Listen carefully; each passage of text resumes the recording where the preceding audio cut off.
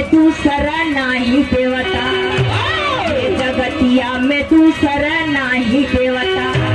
अरे भारत के लिखले की समातिया जा, गतिया में दूसरा नहीं देवता। भारत के लिखले की समातिया जा, गतिया में दूसरा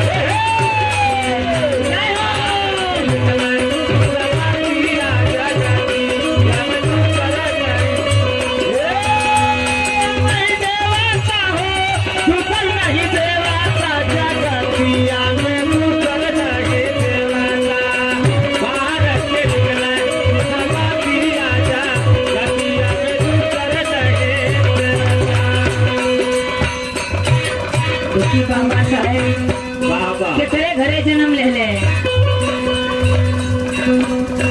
पिता रामजी राव, माता भीमा के ललनवा।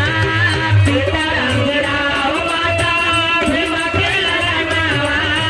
पिता रामजी राव, माता भीमा के ललनवा।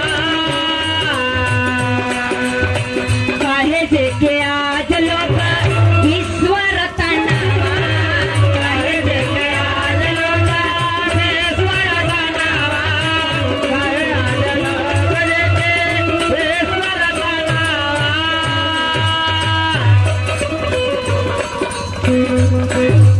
बाबा साहेब के विश्व रत्न में कल करे ना बड़ा संघर्ष कैले।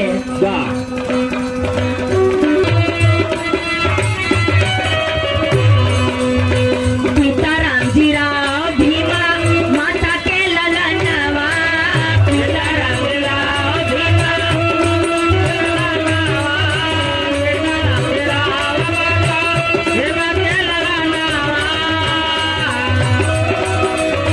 कहे आज सब लोग विश्व रत्नवा, कहे आज लोग विश्व रत्नवा, कहे आज लोग विश्व रत्नवा।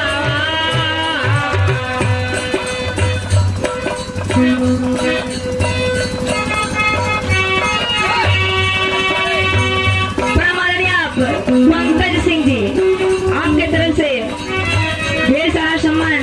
आपके चरणों में जय भीम, नमो बुद्धाय, आशीर्वाद की कामना बा।